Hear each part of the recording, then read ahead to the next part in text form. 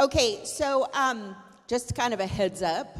I was doing this, and I texted Amy, and I said, how long can I take? And she said, 4 minutes. And I said, okay, so I'm going to do a short Devo today, and then I get to do a longer one on YouTube later. So watch the YouTube, okay? Okay, so I'm going to be talking about a firm foundation. So if you guys have heard that song by Cody Carnes, and Maverick City Music does a version, and it says, Christ is my firm foundation, the rock on which I stand. When everything around me is shaken, I've never been more glad that I put my faith in Jesus. You know that one?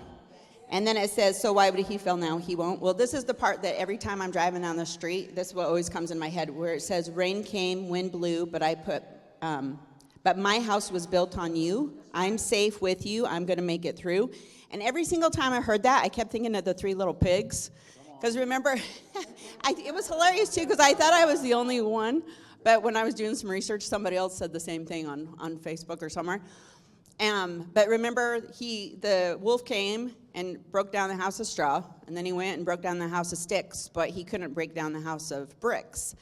But I kept thinking, for us, it's the foundation that's important, right? And if you ask any builder, it's a foundation that's important for a house. It's not just what it's built with, it's what it's built on. So Matthew 7:24 through 27 says, anyone who listens to my teaching and follows it is wise, like a person who built a house on solid rock. Though the rain comes in torrents and the floodwaters rise and the winds beat against the house, it won't collapse because it's built on a bedrock. But anyone who hears my teaching and doesn't obey is foolish, like a person who builds a house on sand. When the rains and floods come and the winds beat against the house, it will collapse with a mighty crash. So, do we have cracks in our foundation? If so, we better fix them, right? The enemy is waiting for any opportunity.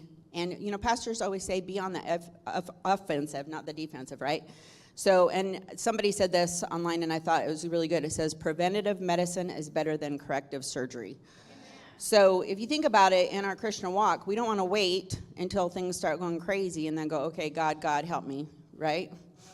So, if the storms come, it's not if they'll come, it's when they'll come, right? We have to be prepared. So if we're built on a firm foundation, Jesus, then we can withstand those storms. Psalms 55:22 says, he will never let the righteous be shaken. Right.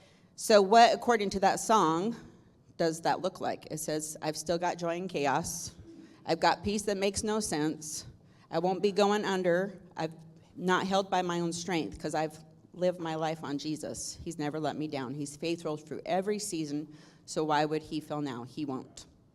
So, and it made me going back to the big bad wolf. The enemy is the big bad wolf, right? And if he comes and tries to blow down that house, but if we're built on a firm foundation, he's going to get frustrated because he won't be able to, right? So that's all I got.